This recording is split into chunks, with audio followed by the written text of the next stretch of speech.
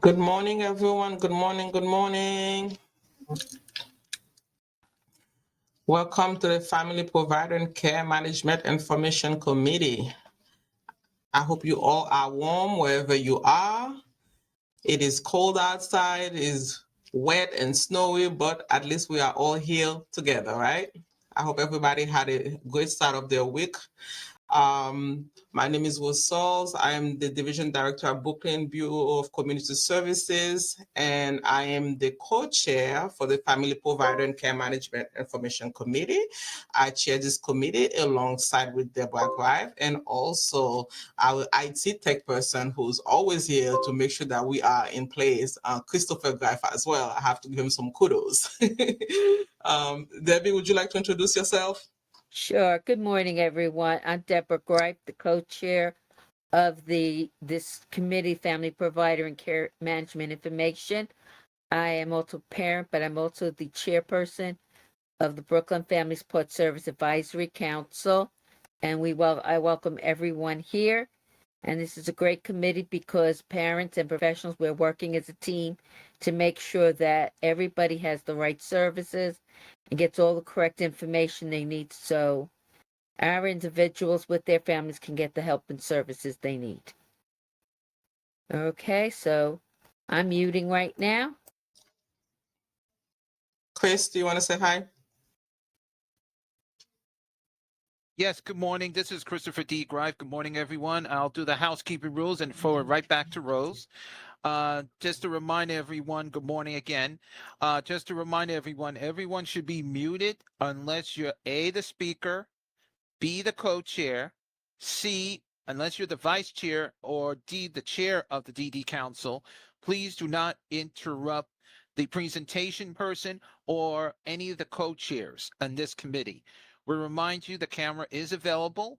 We do remind everyone as people are coming in, please give everyone the courtesy as they're entering the room as we're giving out the housekeeping rules. As a reminder, you do have a hand raise. As a hand raise is on the bottom, which it looks like the react button, like a smiling face with a plus button. As to remind you also that if you don't want to raise your hand, you can also put your question into the chat. Our co-chairs, I'll be watching this as well.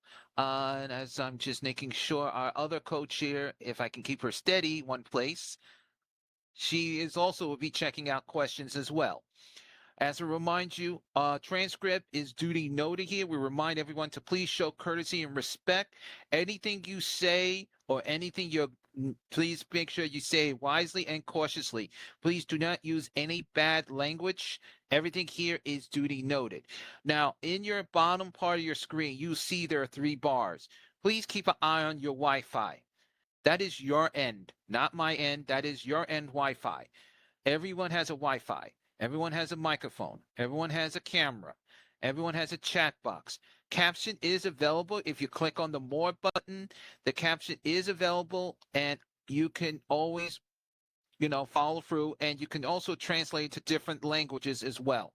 This is something a little new, but it could be translated to different version of Spanish, Asian, any languages that you need. Please make it very clear that the transcripts are noted and does keep the notes up for the councils. When I say councils, with an S. As a reminder, you will see this box here that says questions. Please raise your hand. Your name will be called or put your comments into the chat. At this time, this is the housekeeping rules. We ask everyone to please use the hand raise or please use the chat box. At this time right now, everyone should be muted unless you are the co-chairs or the speaker. At this time right now, I'm going to move forward. And Rose, just to remind you, everyone, before I do the Rose, which Rose is right there on standby, as Lucina is here, her meeting will start at 11 a.m. right behind us with the Legislative Committee. So please, everyone, stay on to enjoy the Legislative Committee because we need everyone's ideas and thoughts. And sorry, Rose, I always forget about that. Lucina Clark and Marie will be there as well. Now, I remind everyone, please make sure if you have anything, always please send the information to Brian or the Advisory Council, which the both councils will be added to the websites. At this time, I'm going to ask our co-chair, Rose Sal, take it away. Rose? Thank you, Chris. Thank you. Once again, everyone, we try to bring you, information that is needed for either if you're a parent, if you are a provider, just to make sure you have all the resources that you need. I find out that this training that we're going to have today, it's very, very informative, right? For family member, for care manager, and also for providers to be aware. At BCS, I have a program director who has referred an individual to Michael's program which is, he's going to talk more about it, called CSVT. It is a janitorial training program funded by OPWDD. So I felt that it was very important to kind of share this service along here to see if any of you have any family member or loved one or care manager needs to make referral to get more knowledge and more information. So without further ado, I would like to introduce Michael McKenna from Goodwill to talk to us a little bit about CSVT, the eligibility process, and the requirement. Michael, thank you for being here today. Thank you so much. I really appreciate the opportunity and the introduction. I believe we have Aaron on the meeting as well. And Franklin, I believe, is trying to join, but I will kick it off and then I can kind of shoot it over to them. So yeah, the CSVT janitorial training class, this is a 6-week program where individuals who have expressed interest in janitorial, cleaning, custodian, housekeeping jobs, anything that fits into that kind of realm can receive training where they will, at the end of the training, receive a certificate if they pass the test that can be used towards job development, right? So basic overview of this training is that for the first 4 weeks, it is in-class training where the individuals will learn all the chemicals, how to use the chemicals, right ways to do that, right ways to clean, everything like that. This does tend to last between 10 a.m. to 4 p.m., so it is a very long training, but it does help the individuals kind of get into that setting of working a long day because janitorial jobs can kind of last have long shifts. And then the following 2 weeks are going to be on-site training. This is where our individuals will be able to put what they learned to the test. They have on-site training depending on what borough they're in. So this would be Brooklyn, where they go and they clean, they mop, they sweep, learn how to use a buffer, learn how to do some stripping and waxing, things of that nature.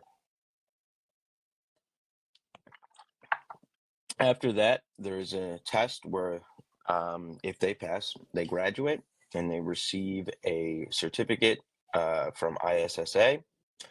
This is nationally recognized and can be put on resumes. So when we're applying for jobs for our individuals, they can put this on their resume and, the employer will be able to look at it and say, oh, okay, this is legit. Now, eligibility requirements. There are the main eligibility requirement is that they do have an OPWDD waiver where they're enrolled in SEMP, DAHAB, or pre-voc services, right? So that's the paper requirements, right? The individual requirements are that the individual has expressed a genuine interest in becoming a janitor, a custodian, a housekeeper, any kind of cleaning job, because we don't want to make this like a fact-finding mission, right? Where somebody doesn't really know what they want to do, might want to do stock, might want to do graphic design, but they also don't have anything going on. So like, I'll do this, right? We want our individuals to be happy, to be in the class, to be engaged, so that when they get out of the class, they find jobs in the janitorial field and are happy there. Because at the end of the day, we want all of our individuals to be excited to go to work, to be happy with their jobs, everything like that. In regards to what that might look like in terms of the ideal candidate, it is a candidate who has open availability, so that when they do go into the workforce, they can kind of pick up any shift they need. And when I say open availability, it's within reason, right? Any, usually one weekend day is nice. We understand that many of our individuals don't like traveling in the dark, which I totally get, have transportation requirements, things of that nature, but has a generally open schedule where, they can work 5 days a week and one weekend day. Um, in with under 20 hours, obviously for SSI, everything like that, but they at least have some type of open availability where they can work a good amount of shifts, right? It is someone who maybe worked in the janitorial field in the past or has, expressed, hey, this is something I want to do. I like cleaning, right? I like cleaning at home, so maybe I want to do this for a job. The big important thing is that they have an open mind to cleaning, right? Because with janitorial jobs, the one thing that always comes up is typically you're going to have to clean a bathroom. So if an individual does not want to do that, which is totally fine, they are not necessarily the best fit for the program, right? Because when you start working in the janitorial field, you're going to have to, clean bathrooms, clean throw up, clean, um, you know, everything that comes with the janitorial field, right? Sometimes you're in a hospital, sometimes there might be blood. So we want to make sure that the individual is comfortable with that. We don't want to put any individuals into positions where they are uncomfortable, right? And then, yeah, sorry. In terms of the eligibility requirements, again, I'll just recover that very quickly before I hand it off to Aaron and Franklin. But um, again, it is OPWD waiver service that they enrolled in, right? So that is like SEMP, Prevoke, and DayHab services, right? At the end of the training, the onus of responsibility for finding the job is on the referring agency. But we'll check up, we'll make sure that everything's going well, any suggestions or anything like that, that we can help with finding, the individual positions. But the onus of responsibility for finding a job is up to the referring agency. And yeah, I will hand it off to Aaron. Hey, good morning, everyone. So, thank you for having us here. Let me tell you a little bit, let me fill in some of the gaps about this. This is called the Career Specific Vocational Training. This is a grant from the feds that is being administered through OPWDD, Office for Persons with Developmental Disabilities. And it's specifically for individuals who are IDD and in OPWDD waiver services. As Michael mentioned, the primary person that we're looking at to be bringing into the program are from supported employment programs throughout New York City and Westchester, as well as Long Island. I know everyone on the call here is for Brooklyn. We're, by the way, just some history here. This is a 3-year grant, and there are 8 agencies that receive this throughout New York State. This particular one is being run from AHRC and Goodwill. And so the training, we're providing those trainings. So very important. The person never leaves the waiver service. So if Brooklyn SUS refers the person over, they're going to stay with Brooklyn SUS. They never come to us. This is just for the training purposes. And we're in the 2nd year of this grant. And just throughout the state, there's already been about 350 people that have gone through these CSVT trainings. And again, it's what it is to give them some very good skills that you're then going to be able to hopefully place the person either through supported employment, ETP, onto the state payroll, or just a direct placement where they now have the skills and they're motivated because they've just gone through this training. The second sort of individual, that profile that we're looking at, are people that are in pre-voc and day-hab. But the idea is that they're sort of at the end of that journey, and that naturally you're looking to move the person into employment, maybe move the person into supported employment. So what Michael said earlier is very important. This is not an exploratory training. The idea is that if someone can't be thinking, I don't know if I want to do janitorial. Let me take this training and see if this is something that I want to do. The idea is that in some way, shape, or form, the program that's referring has done, and I'll use this in quotations, some type of discovery with the person. If they're going out into the field, maybe they're going out in their day program and they're volunteering, and they're doing some type of cleaning, some type of janitorial, with the idea that there is agreement from everyone in their circle of support, including, of course, the individual themselves, that they can see themselves working in the janitorial field as a career. And again, this is I don't know if is it possible for someone to give me the ability to share my screen? Because I have a visual that might be easier. Andrew, this is Christopher Grive, who's the tech person. I was waiting for you to come in, but since we had the speaker, please give me 1 second as you're speaking. I will put you as the Sure. Co-host. Please continue speaking. Give me 1 minute. Sure.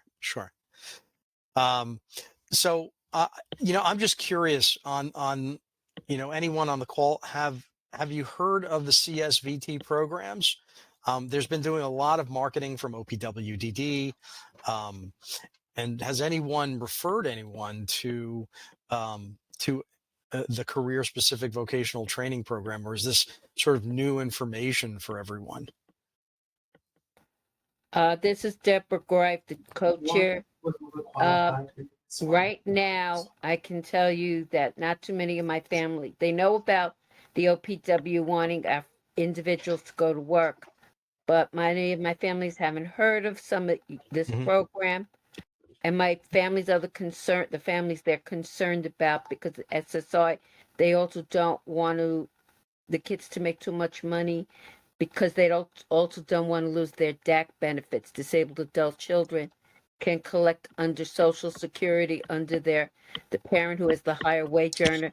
But if the child makes $1 more than the parent, they lose their Medicaid waiver. So that's one of the biggest concerns too. Understood. There are a lot of considerations, and again, that's why the focus is individuals who, for the most part, are already in a supported employment program, because a lot of those things might have been addressed. They might have had some kind of benefit counseling, either through a WIPA program or just benefit advisement, if an agency has benefit advisement, where they would take a deeper dive into what does the person have? Do they have SSI? They would explain, they would get a report from Social Security, make sure they had not worked before. We have people that are also on SSDI that have worked before, that are in supported employment programs as well, or even have a combination of SSI and SSDI. So I think what you bring up, Deborah, is a very important point. If your individuals are on SSDI, it means they're most likely collecting under one of their parents' Social Security number. Yeah, exactly. And that's why there are a number of considerations. Yeah. But again, the common denominator is, where they work and how much they work, how many hours they work is really, this is just a training, right? That we're not the ones that are, I think I see I have the ability to share. I was trying to do that, but since the co-chairs were speaking, I was trying to wait for that. You can. No problem. I see it. I see it now, highlighted. So let me share my screen. At the same time you're sharing, I know Rose, the other co-chair, had something to add in. Rose, you want to add something? Yeah, no, I just wanted to say that Brooklyn Community Services, we had two individuals that actually went to the program, and this is why we bring in this opportunity here for other, for other providers and families. If they have individuals who are interested in the workforce, it is a great Great. program to go to, right? One of our individuals was a little bit overqualified. We have one that's still doing it right now, but again, like Michael has highlighted, if that is the skill set that a person wants to gain, is janitorial, it is a really an excellent program to refer the individual to. And they once you go back to your your job coach, they do work with you in terms of the benefits, right? They do watch how many hours can you do so your benefit doesn't get impacted. So there are ways to get around it if the individual is interested in working, that we can support them. Rose, It's thank an you. excellent I program. can sit back and you can just talk. That's great. Thank you. Now I'm glad we have someone on the call that has referred individuals. Yeah, so this is absolutely geared. AHRC is a fellow agency, right? Goodwill. We all deal with folks from OPWDD, and we're all specialists in working with the IDD population. So this training is specifically geared for that. It's not a mixed training, and the materials are written with someone who has IDD in mind. The instructors also are very familiar with working with people with disabilities, and the entire class is geared to make sure that the materials and all the learning are very experiential, even the classroom learning. And so we've had in year one, we actually had 50 people graduate the program. And AHRC, it's a study as well. It's a grant. I mean, I think this is one of the key things, is that as an industry, in supported employment, we can do, there's almost everything we do is billable in supported employment. When you travel with a person, it's billable.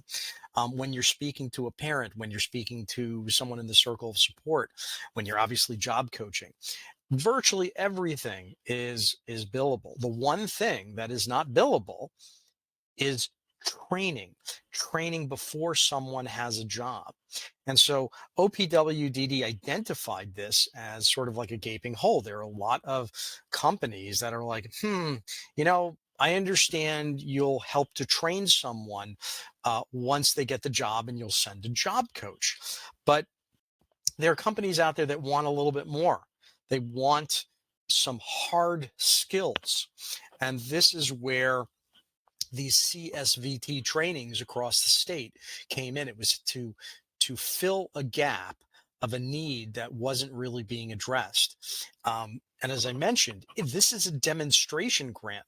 So we're trying to make sure to fill these classes, to have people come in, because if we can show the feds through OPWDD the need, where we're filling these classes and people are getting placed, that this may become another billable service that is in the contract, another like the 21st billable thing that we can do after the grant is over. So that's one of the reasons that we're really trying to get the word out, because a lot of the grants, and I'm just not speaking about ours, are underutilized throughout the state. There are lots of folks in supported employment, in DAHAB, in Prevoke, but not as many people are taking advantage of these trainings throughout the state as was slotted in this grant. But let me kind of jump to some of the particulars. And this is something that's coming up, and this is for Westchester, but it gives an idea of sort of what goes on. We do these pre-screenings. If you refer someone, and you think that there's someone that you have that's suitable, and again, we can send this out to everyone on the group. I'll make sure that Michael forwards, if he hasn't done so already, at least this details, not about Westchester in particular, but everything else basically stays the same, which is, if you're a supported employment program, and you've got someone that isn't working, you may not be billing a lot for the person. There's not a lot of activity going on. If the person goes into the program, immediately you're starting to do something with someone. So you can do some direct billing services, which is a lot of like if it's travel to the site or travel to the training site, that's billable. Travel from the billing site back to their home, that's billable also. If when they're in class, and a referring agency can do indirect billing, right? You can't do any direct billing. You can't sit there in the class. The job coach can't sit there. That's considered a double bill. However, during class hours, it's okay to have communication. Your job developer or employment specialist can be out there trying to look for potential jobs or internships for the person while they're in class. So all of those indirect services are billable. And now there's a goal. There's a very, they're going through the class.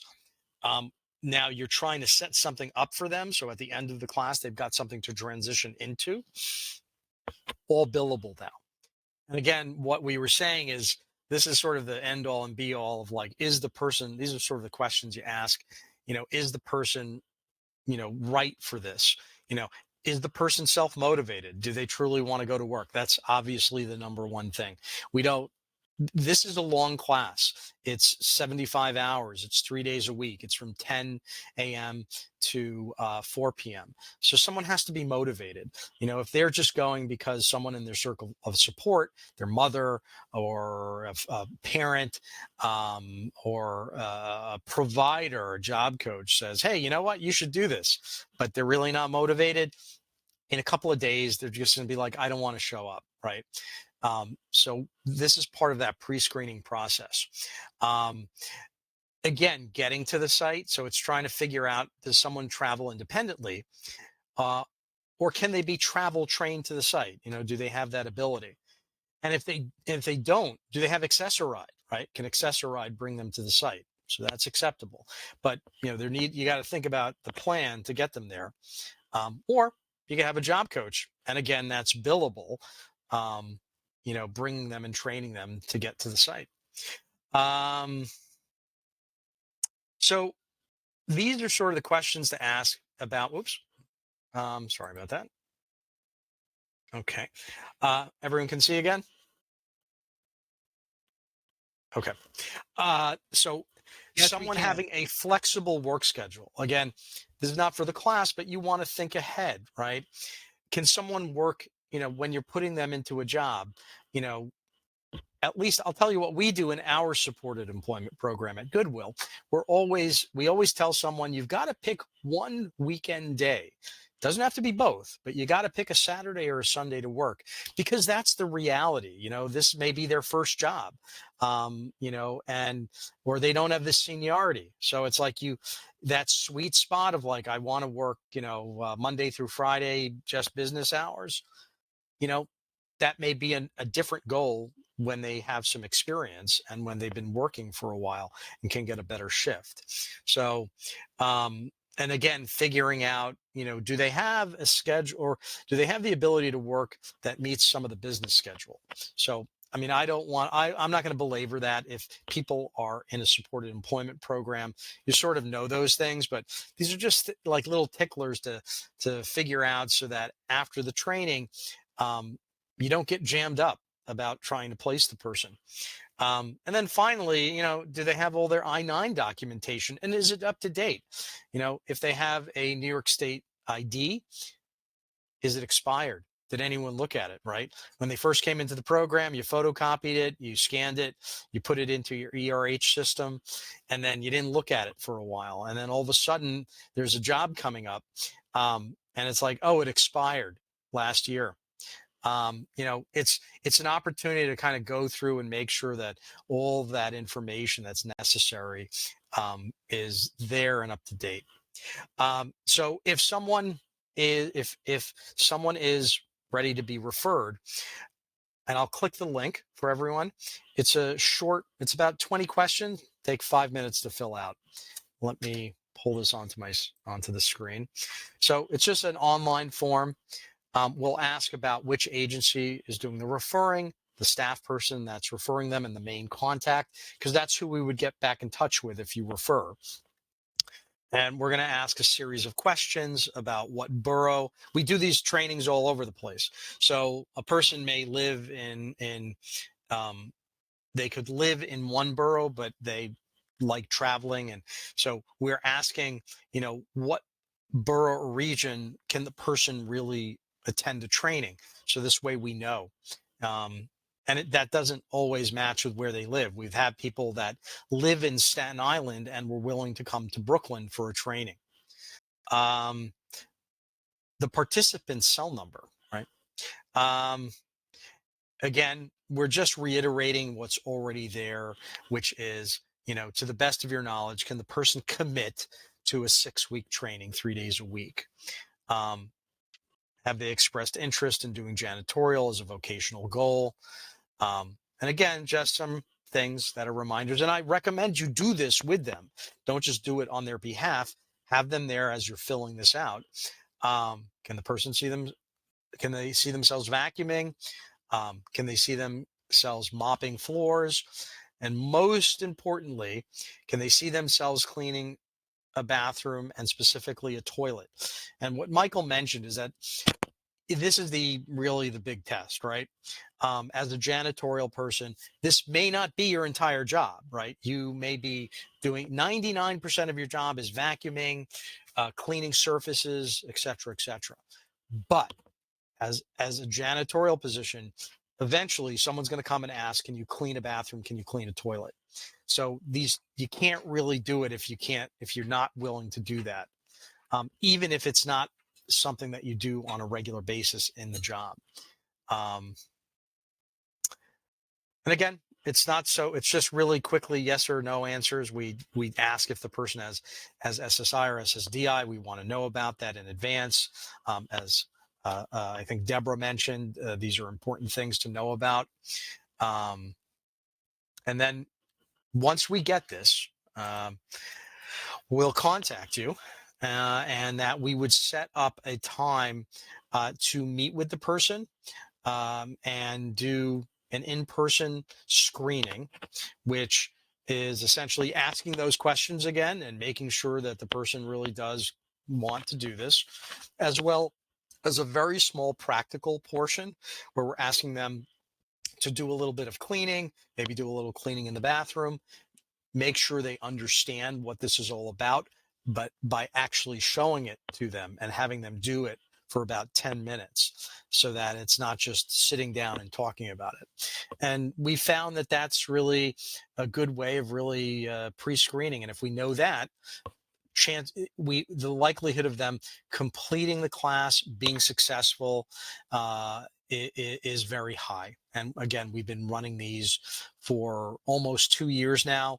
This is in year one, 50 people graduated. And right now we're about midway through the year, and we have about 40 people who have gone through the training this year. And the training will continue for 1 more year. So, questions so far? Happy to take any questions that people have. Andrew, before you do that, can you, okay, whoever's unmuting, please mute yourself. You have to, please raise your hand. Please do not unmute. Before you do that, can you unshare so I can share back? Sure. Oh, one other thing. We know this is a long class. As I said, this is just, if you just remove like the address, this is sort of what it looks like. This is what it would look like. It would be 3 days a week. And there's a stipend that an individual receives. This is to help offset the cost of if they need to purchase lunch, travel, etc. So in total, they'll get $300, and that's a small little incentive, because we know it's a big commitment for them.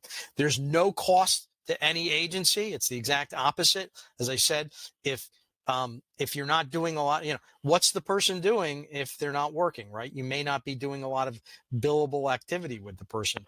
So this is a way to get them engaged. On that note, I'll stop my sharing. At this time, the first hand was up is Deborah Greif, co-chair. And before Deborah speaks, Rose, do you have any comment questions after Deborah? Rose, you can just shake your head yes or no. Okay. Deborah, Rose, Dolores Kahn, and then Frankly Mosley, with his hand is up. I am following what the hands are up. Okay, Deborah, go for Yeah, my other concern and slash question, that's something you didn't mention. A lot of our children and individuals have respiratory disease, and it's hard to, even if they want to clean, they may have an issue. Have you taken that into consideration too? Absolutely. And that's one of the questions we ask on the questionnaire. Does someone have a medical condition? Does someone have a respiratory issue?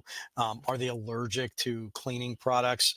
And right off the bat, if that's one of the things that, in terms of making a decision about whether or not to make the referral or not, if that's the case, this may not be the career choice for that person. And this just may not be, you may want to question about whether or not you refer them to this type of training program, because that's not the environment that they should be in.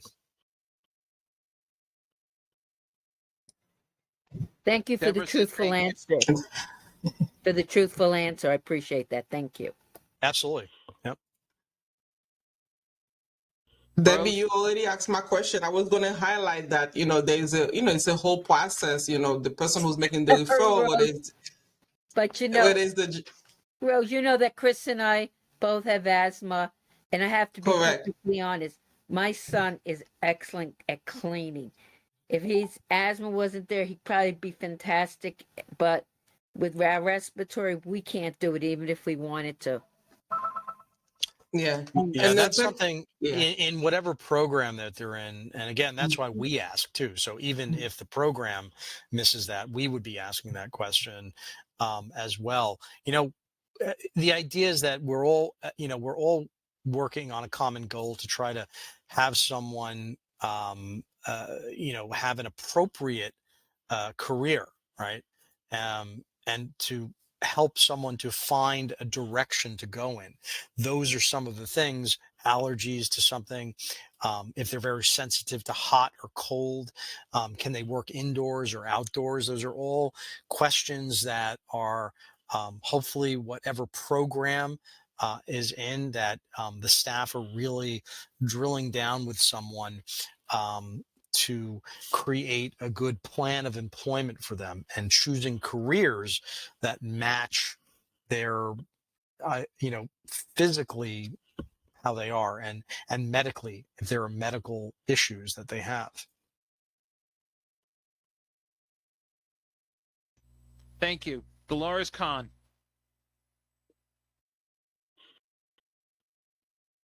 I think you're muted. Dolores, you didn't unmute yourself.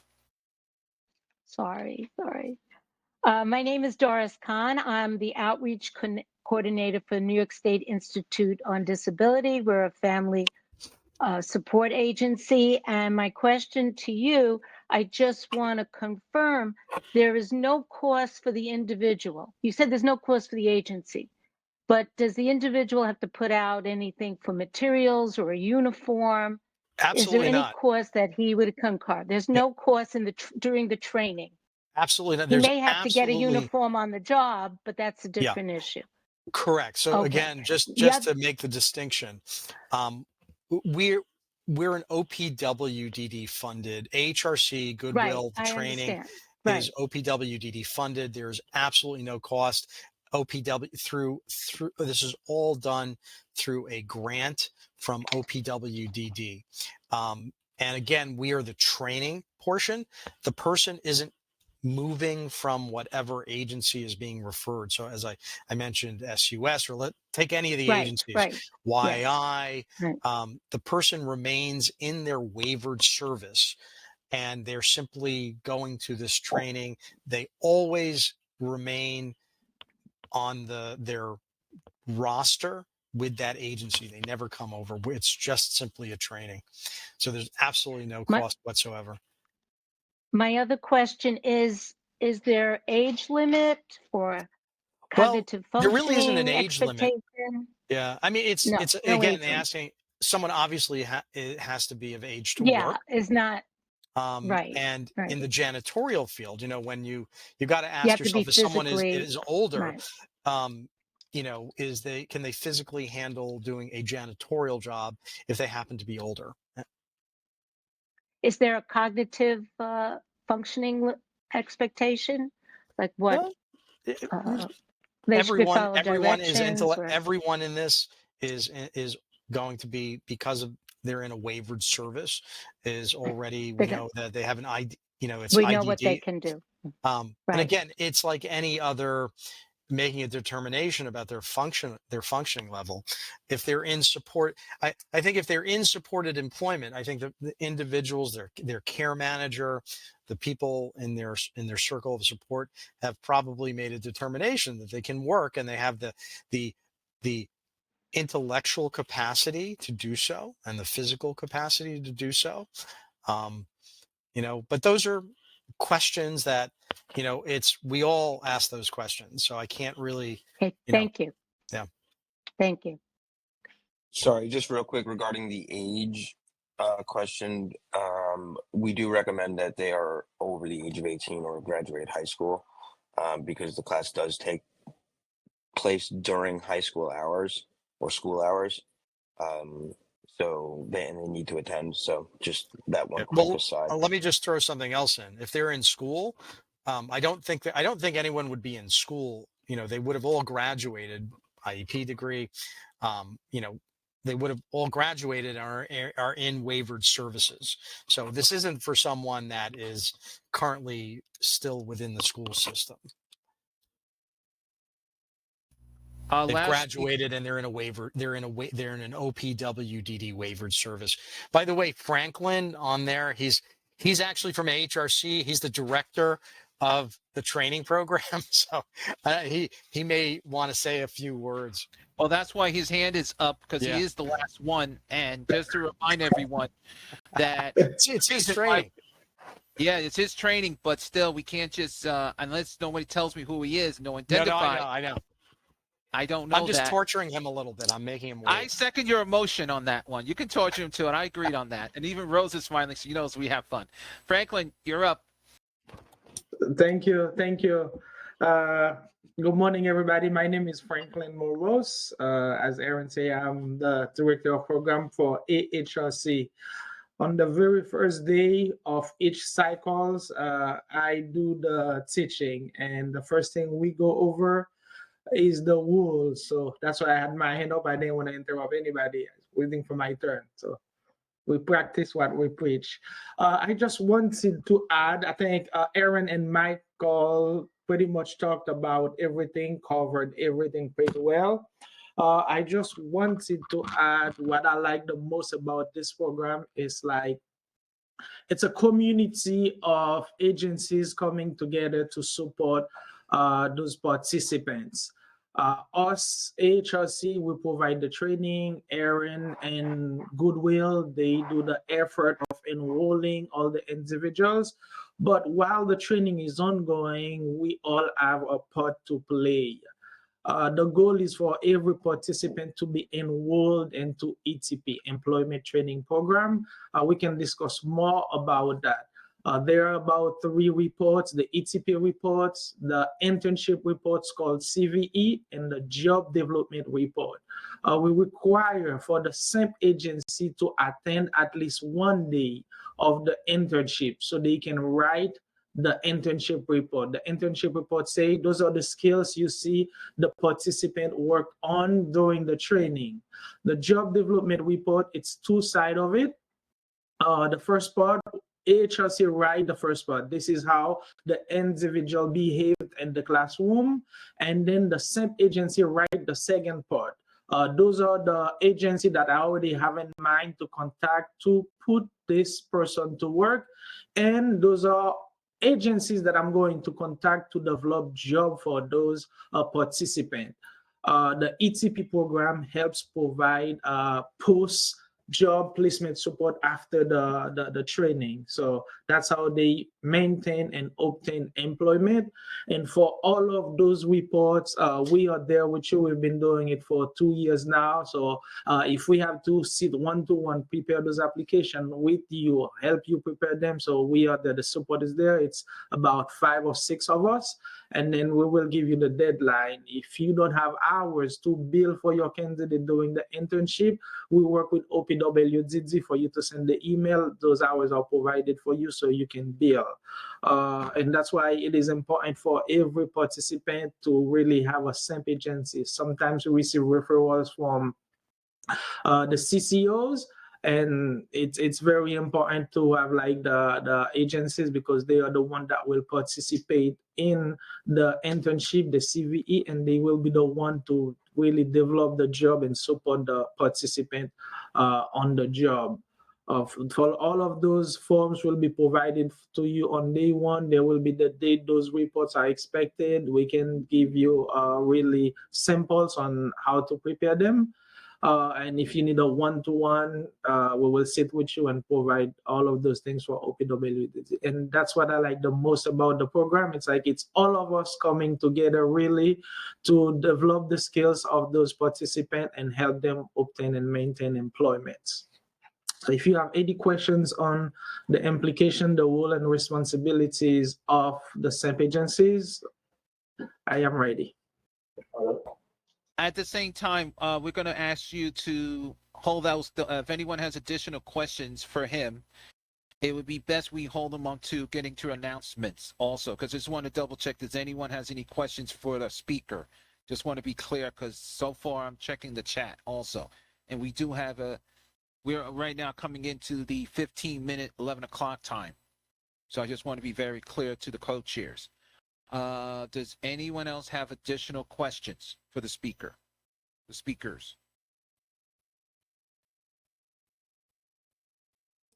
Also, Chris, I don't see anything in the chat. No, neither do I. That's why I've been watching. No, I don't see it either. Because So, you've actually answered a lot of questions. Franklin, can you please put your information into the chat as well so people can copy and paste it? Thank you. But with Rose and Debbie, there is no other ones with hand raised or correction. Why is our speaker his hand up? He doesn't have to put his hand up. Oh, okay. So I put into the chat 2 links, just so everyone knows. The first is the Microsoft Forms link for referrals. The other is we have a group email. It's janitorialtraining@goodwillny.org. So if anyone has further questions, they can always email. It's a group of us that will get it, including Michael, and can answer any questions. So just want to let everyone know. Thank you so much. Rose, Thanks, anything else, Rose or Debbie? No question. I just want to thank all of our speakers. And No. again, like I mentioned, can you hear me? Yes, I can. I said, no, I Rose, have no Debbie. further questions. Okay. Yeah, I just want to thank all of our speakers. And once again, this is a really great training. And I think it was very important to bring it to the committee because, like I said, I have a few individuals who actually took part of that training. And it's really great. The certificate is great. They build a lot of confidence. They get to share it. They felt like it's such an achievement. So if you have anyone or know of anybody, that is interested in, you have to have an interest, number one, right? That is interested in janitorial. It is a great training to go to. So I want to thank Aaron, Michael, and Franklin for your presentation. Thank you so much. think Yeah, I I just really got caught up, appreciate sorry. it. Thank you. Amen. Yeah, Thank thank you. you. Thank you for having us here. You're welcome. You're welcome. Do we have any, Rose, we still have enough time. Does anybody have any announcements? Sorry, my speaker just went off. Yes, I think we can proceed to announcements. Yes, Yes. we can. I don't. At this time, we're asking everyone who have their hand raised, please put them up, please. And I And see that's Doris include. Khan's hand up. Hold on, let me finish. Please, everyone who's here as an agency, please put your hands up. If you have service openings, training, and events, we need to hear them. And that means Giving Care Design or ACA. Please have your hand raised. Thank you. And I know HRC is here because Frank can also repeat that again. At this moment in time, Dolores Kahn is the first one. Dolores, you're on. Since we're starting Alphabet World. Hi again, and thank you again, Goodwill, for your informative information about your training program. As I said before, my name is Doris Kahn. I'm the outreach coordinator for New York State Institute on Disability. We are a family support agency. We provide evaluations for individuals who do not have Medicaid, who are seeking OPWDD eligibility, and the individuals reside in Brooklyn, Bronx, Queens, and Staten Island. Please contact Elizabeth Sunshine at 917-699-0578 or email her at esunshine@nicidinc.org. NICID also provides behavior management services for individuals who live in Brooklyn, Queens, and the Bronx. Contact Juliet Hawkins at 917-524-4856, or you can email Juliet at jhawkins@nicidinc.org. NICID provides reimbursement for individuals who reside in the 5 boroughs. Contact Jackie Tribodi at 929-202-1115, or you can email her jtripodi@nicidinc.org. NICID also has tickets for recreational outings for individuals who reside in Staten Island, Brooklyn, and Queens. For information about tickets, contact Sarah Alton at 718-494-6457, or you can email her salton@nicidinc.org. Just regarding the outings, the individual cannot have self-direction. NICID also provides transportation services for individuals who live in the Bronx, Brooklyn, and Staten Island. Contact John O'Grady at 917-747-9424, or you can email him jogrady@nicidinc.org. Also, our transportation services are not for individuals that have self-direction. I will post those numbers in the chat now. Thank you, Chris, Deborah, and Rose. Thank you. Thank you, Dolores. And you heard what she said twice. I want to be clear for the record. She said it twice. Okay. Care Design. Ms. Sanchez, do you have an announcement? And you're thinking, I know I could see the light bulb. No, I mean, we provide care management. We're mandated by OPWDD to take people regardless of staffing. So yeah, there's always opening for sure here. And for the families that are here that are not aware, in order for you to get those services, even the one mentioned today, you do need to have care management services. So that's why I didn't have my hand raised, because it's the same announcement. We're not a provider agency, so I can't discuss. There isn't a maximum amount of number that we can enroll. It's still good you still make that announcement. Nice try. No sneaking hiding. No problem. No hiding from me, because you know I'm going to have fun. Okay. Lucina Clark from My Time Eat, do you have an announcement? The only announcement I have really is that we, as we develop with the parents and children with autism, we are having a breakfast with the chefs in March, bringing the Autism or Neurodiversity Awareness Month coming up in April. So this event is a community breakfast that we honor one or two individuals and the parents and the children. I know last year we had honored Chris, but we're going to do like a redo for him because it was like a crazy event, good crazy. But that's about it. Also too, as coming in for the legislative committee meeting today, I wish you all can stay, because it's going to be always going to be on Zoom.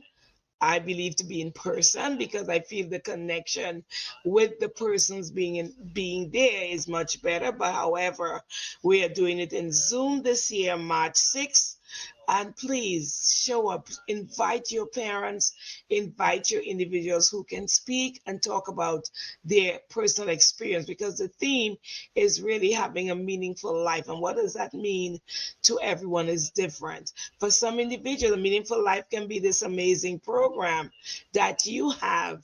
I'm glad I was here to learn about this, because we have some of our parents or individuals are already working and they love doing the janitorial. I'm very concerned with what Deborah was saying about the chemicals.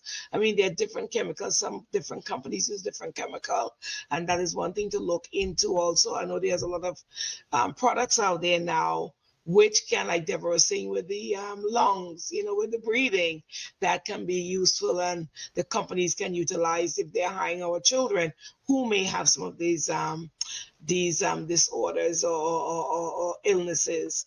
But thank you all so much. I hope you'll join us in the next one, because we are planning. We already planned. We're just contacting our representatives, and we would love to have you all reach out to your representatives as well. Let them know that we're having this legislative and have them show up. That's a good thing about the Zoom. They can show up and they can just give their concerns about what they're doing Ring or what Central. legislation have they passed. Lucina, What did you say, Chris? 1 second, I'm just going to add, this is Ring Central. We're not Zoom. Oh, yeah, Ring Central. Sorry, we are Ring Central for this event. So I think it's going to be amazing. Just invite the parents. I'm very big on having parents be informed and educated about who the legislators are and what do they do for them.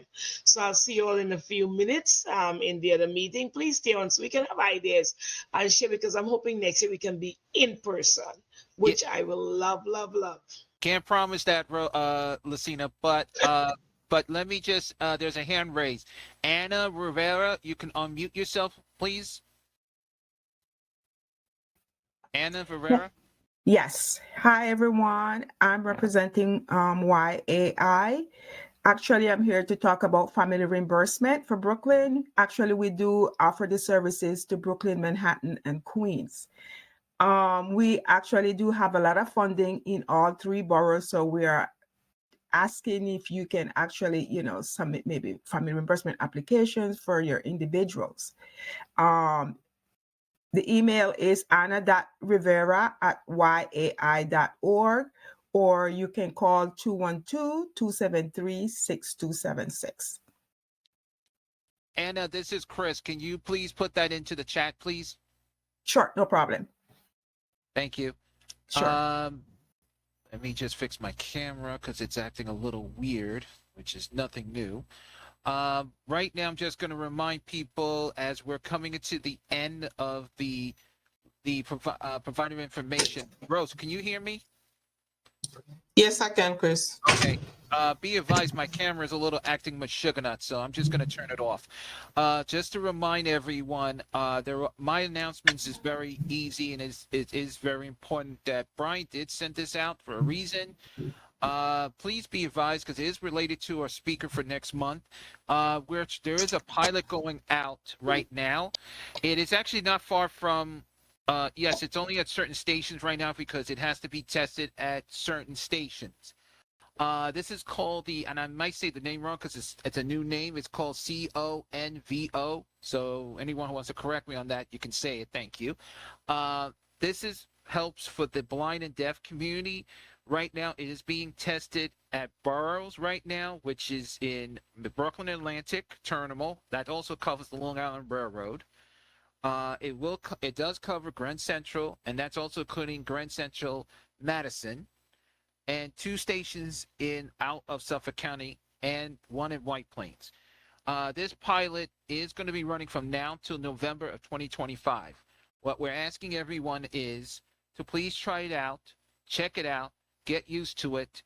The one thing is not just at train stations. This will also be at reduced fare vehicles as well. So when you see the bus and the van, you'll see that logo. And yes, at Stone Street as well. If anyone has any questions or would like to find, or if they already tested it and they want to put their comments in, they can go to the customer feedback form, which you normally put your complaints in or your compliments, or go to accessibility@mtahq.org as well. The other thing that I just want to be very clear, because this is important, this is a reminder to everyone. I know Brian sent this out also.